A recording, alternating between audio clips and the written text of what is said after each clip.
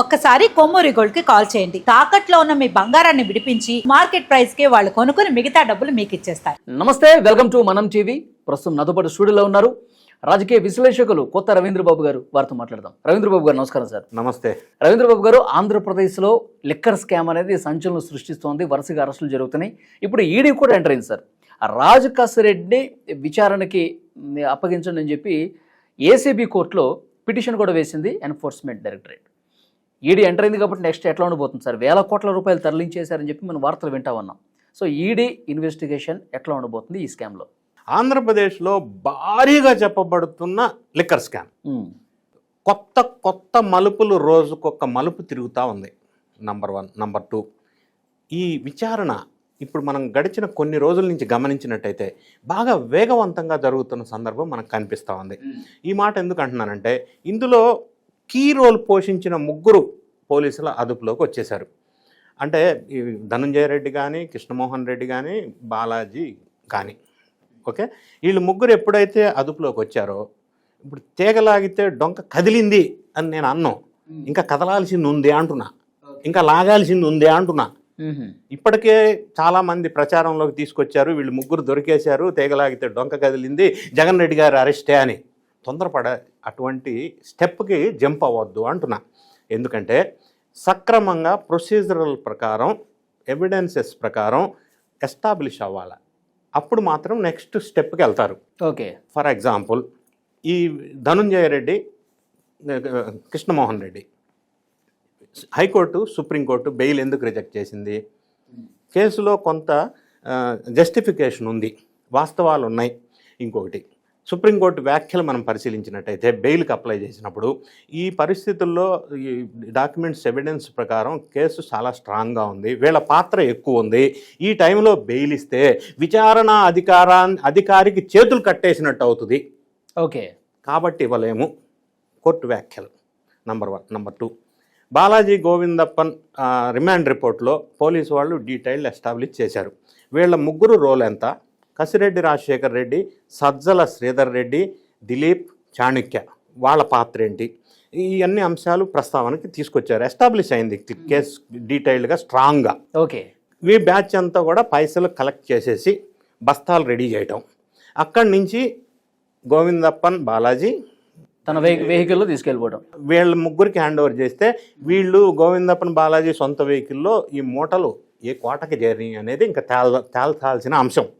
అది ఇప్పుడు వెలుగులోకి రావాలి, ఇంకా రావాల్సిన అంశం. ఈ సందర్భంలో వీళ్ళు వైఎస్ఆర్ కాంగ్రెస్ పార్టీ శ్రేణులు కొంత ఆందోళనకు గురై, బాలాజీ గోవిందన్ భారతీయ సిమెంట్కి సంబంధం లేదు, మాకు సంబంధం లేదు, కసిరెడ్డి రాజశేఖర రెడ్డి టీడీపీ మనిషి, అంటే వీళ్ళని మాకు సంబంధం లేదనే పాత్ర ఎందుకు ఈ నాటకం ఆడుతున్నారు అంటే భయపడుతున్నారు, ఎక్కడ చుట్టుకుంటుందో అని. అంత మాత్రాన ఆగదు కదా సార్. ఇప్పుడు బిగ్ బాస్కి ఈ ముడుపులు పంపించడంతో పాటు వీటిలో కొంత తమ సొంతానికి కూడా వాడుకున్నారని చెప్పి ఒక చర్చ అనిపిస్తుంది సార్. ఎందుకంటే వాళ్ళ బినామీల మీద వాళ్ళు సొంతంగా పెద్ద పెద్ద వెహికల్స్ కొనుక్కోవడం కావచ్చు, రియల్ ఎస్టేట్లో పెట్టడం కావచ్చు, వీళ్ళు కూడా కొంత పక్కకి జరిపించారని చెప్పి అంటే రిమాండ్ రిపోర్ట్లో వాళ్ళు ఏం ప్రస్తావించారంటే, కసిరెడ్డి రాజశేఖర్ రెడ్డి అక్రమ ఆస్తులు 2,300 కోట్లు, గోవిందప్పన్, బాలాజీ అకౌంట్స్ ఇవన్నీ సీజ్ చేసిన తర్వాత ఆయన అక్రమంగా సంపాదించుకున్న ఆస్తులు 4,500 కోట్లు.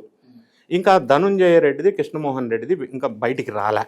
అంటే లిక్కర్ స్కామ్ ఎన్ని లక్షల కోట్లు ఉంటే వీళ్ళు జస్ట్ లీకేజ్ అయిన చిన్న అమౌంట్తో ఇంత పెద్ద సంపాదన సంపాదించారనేది ఒక పార్టు. రెండోది, వీళ్ళందరూ కూడా ఈ సంపాదనని రకరకాల రూపాల్లో పెట్టారు. అది కూడా డీటెయిల్డ్ పోలీసు వాళ్ళు ఎస్టాబ్లిష్ చేశారు. ఫర్ ఎగ్జాంపుల్ కృష్ణమోహన్ రెడ్డి వాళ్ళ కొడుకు రోహిత్ రెడ్డి, ఆయన పేరుతోటి ఒక 6 కంపెనీలు ఎస్టాబ్లిష్ అయినాయి. Vishal enterprises, Balaji technologies, Venkateswara industries, ఇట్లా ఒక 6 కంపెనీస్ పేరుతో, దాన్ని ఏమంటారు, పేపర్ కంపెనీలు, షెల్ కంపెనీలు, ఈ పేర్లతో ఉన్నప్పుడు కొంత మనీ అందులోకి వెళ్ళింది. అందులో నుంచి మళ్ళీ బ్యాక్ వచ్చింది ఎక్కడికో, kick backs, big boss. Okay, అది ఎస్టాబ్లిష్ అయింది. రెండోది, ధనుంజయ రెడ్డి ప్రస్తావన తీసుకుందాం. ధనుంజయ రెడ్డి వైఎస్ రాజశేఖర రెడ్డి ఉమ్మడి ఆంధ్రప్రదేశ్లో ముఖ్యమంత్రిగా ఉన్నప్పుడు జిహెచ్ఎంసీ కమిషనర్గా చేశారు. ఆ సందర్భంలో హైదరాబాదులోనే భారీగా నేము, ఫేము లేకపోతే డీఫేముగా పేరు పట్టి పిలువబడిన రాయచోటి ప్రాంతానికి చెందిన శ్రీధర్ అనే ఒక కాంట్రాక్టర్. ఈయన 2019లో ఈ ధనుంజయ రెడ్డి సీఎం ఆఫీసులో సెక్రటరీగా పదవి స్టార్ట్ అయిన తర్వాత ఈ కాంట్రాక్టర్ను మళ్ళీ అక్కడికి తీసుకెళ్ళి ఆంధ్రప్రదేశ్, ఆయన ద్వారా కొన్ని సంస్థలు స్థాపించి అక్కడి నుంచి డబ్బు అక్కడి నుంచి ఇక్కడికి. మూడోది, బాలాజీ అనే అతను చార్టెడ్ అకౌంటెంట్ కాబట్టి ఈ షెల్ కంపెనీసు, పేపర్ కంపెనీసు రకరకాల ద్వారా మళ్ళీ వెనక్కి రావటం, గోల్డ్ షాప్సు, బట్టల షాప్సు లేదా వేరే ఇండస్ట్రీస్ రూపంలో మళ్ళీ వెనక్కి రావటం, రకరకాల అంశాలు వెలుగులోకి వచ్చినాయి. అందరి దగ్గర ఇదే పరిస్థితి. ఓవరాల్గా ఏం జరిగిందంటే ఈ కిక్ బ్యాక్స్ వచ్చే మనీ విదేశాలకి తరలి వెళ్ళటం ఒక పార్ట్ అయితే, కొంత వీళ్ళు తినటం సెకండ్ పార్ట్ అయితే, కొంత మరి బిస్కెట్స్, గోల్డ్ బిస్కెట్ రూపంలో, కొంత బినామీ పేర్ల రూపంలో వెనక్కి వచ్చింది. ఇంకొకటి, వీళ్ళు చేసిన ఈ ముగ్గురు మరి ముఖ్యంగా రిమాండ్ రిపోర్ట్లో ప్రస్తావనకు వచ్చింది ఏంటంటే, కొంతమంది అక్రమ కేసు అసలు లిక్కర్ స్కామే లేదంటున్నాడు కదా సజ్జల రామకృష్ణారెడ్డి, అంబటి రాంబాబు పేరు నాని.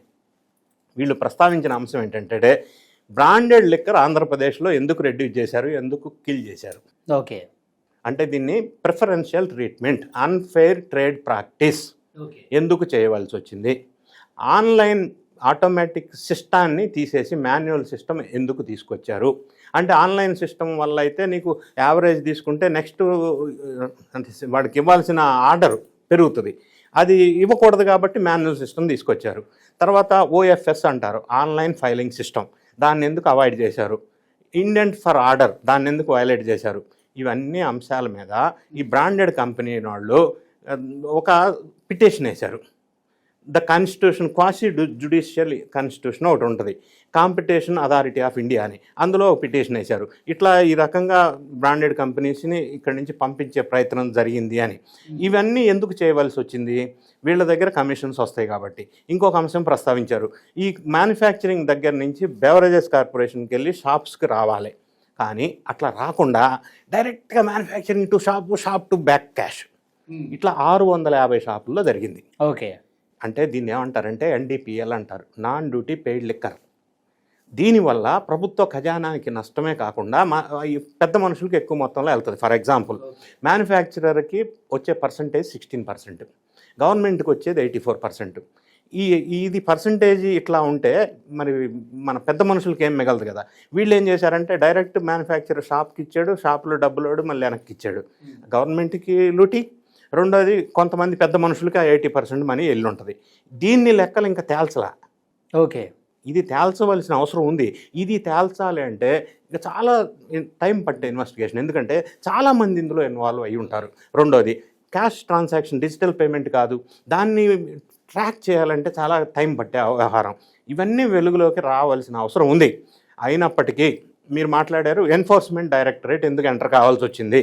ఎందుకంటే ఈ పరిధి ఈ ఆంధ్రప్రదేశ్ రాష్ట్రాన్ని దాటి వేరే దేశాలు కాదు, వేరే కంట్రీకి మనీ వెళ్ళటం వల్ల ఈ PMLA యాక్ట్ అట్రాక్ట్ అవ్వటం వల్ల ఎన్ఫోర్స్మెంట్ డైరెక్టరేట్ ఇన్వాల్వ్ అయింది. ఇప్పుడు కసిరెడ్డి రాజశేఖర రెడ్డిని అదుపులోకి తీసుకుంటారు. తీసుకున్న తర్వాత వాళ్ళ అడ్వకేట్ గతంలో మాట్లాడినట్టు ఇతను ఒక్కడిని ఎందుకు టార్గెట్ చేస్తున్నారు అంటారు. మరి ఆయన ఏమన్నా అప్రూవర్గా మారితే ఎవరికి డేంజర్ అనేది కూడా ఒక రిస్క్ ఉంది ఇక్కడ. పెద్ద తలకాయలని దాచేశారు అంటున్నాడు ఆయన అంటున్నారు. అంటే ఇప్పుడు వాళ్ళు ఏదన్నా అప్రూవల్గా మారితే ఎవరికి రిస్క్. విజయసాయి రెడ్డి ఆల్రెడీ ఒక మాట అన్నాడు ఇంతకుముందు, మరి ఆయన ఏమన్నా అప్రూవల్గా మారితే ఎవరికి రిస్క్. ఇంకోటి, ఈ ముగ్గురు కీ పొజిషన్స్లో ఉన్నవాళ్ళు రేపు విచారణ సందర్భంలో ఎందుకు మనకి తిప్పలని చెప్పి, అవును మాకు ఆయన చెప్పాడు ఆయనకి ఇచ్చానంటే పరిస్థితి ఏంటి. సో ఇవన్నీ ప్రొసీజర్ ప్రకారం, ప్రొసీజరల్ సీక్వెన్స్ ఆర్డర్ ప్రకారంగా వెళ్ళినప్పుడు ఎవరు పెద్ద మనిషి, ఎవరికి ఇచ్చారనేది ఎండింగ్ స్టేజ్లో వచ్చినప్పుడు ఆ పర్టికులర్ వ్యక్తికి విచారణకి పిలిపించి అప్పుడు తీసుకుంటారు అప్రాప్రియేట్ యాక్షన్. అంతేగాని తొందరపడి వీళ్ళు దొరికేశారు, జగన్ రెడ్డి అరెస్ట్ అవుతారు అనడానికి ఇంకొంచెం టైం పడుతుంది. ఈడీ ఎంటర్ అయింది కాబట్టి రాజ్ కసిరెడ్డిని పిలుస్తుంది. సో వీళ్ళ త్రూ ఇంకా ఇప్పుడు కేసులు ఇన్వాల్వ్మెంట్ ఉన్న ఆ ముగ్గురు పేర్లు చెప్పారు మీరు, వాళ్ళని కూడా ఈడీ పిలిచే అవకాశం ఉందంటారా? అంటే రాజ్ కసిరెడ్డిని విచారణ చేసిన సందర్భంలో ఆయన ఏం చెప్తాడు, వీళ్ళకి చెప్పిందే చెప్తాడు. నాకు ఆ డబ్బులు ఎక్కడికి వెళ్ళినా నాకు తెలదో, నన్ను కలెక్ట్ చేయమన్నారు చేసిన, ఇప్పుడు వీళ్ళకి చెప్పింది అదే కదా. ఆయన అక్కడ ఈడీ దగ్గర డిఫరెంట్గా ఏం చెప్తాడు, నేను ఈ పెద్ద మనుషులు ముగ్గురికి ఇచ్చా అని చెప్తాడు. మీరు అన్నారే నెక్స్ట్ సీక్వెన్స్ వీళ్ళ వంతు వస్తుంది. అప్పుడు వీళ్ళు అవును మేమే మొత్తం తినేసామని చెప్తారా? చెప్పరు కదా. హే మూటలు తీసుకెళ్ళి ఆయనకి ఇచ్చా అంటాడు. ఇది సీక్వెన్స్ ఆర్డర్, అంటే ఎస్టాబ్లిష్ అవ్వాలి ఫైలు. ఆ ప్రకారంగా నెక్స్ట్ ఎవరు అనేది తేలుతుంది. చూద్దాం సార్, అన్నీ కూడా అట్లాగే ప్రాసెస్ చాలా వేగంగా జరిగితే ఆ కింగ్ పిన్ని బిగ్ బాస్ పట్టుకోవడం అనేది అతి త్వరలోనే జరిగే అవకాశం ఉందని బట్టి ఈ ఇన్వెస్టిగేషన్ జరుగుతున్న తీరు బట్టి అర్థమవుతుంది. చూద్దాం ఏం జరుగుతుందో. Thank you very much. Thank you.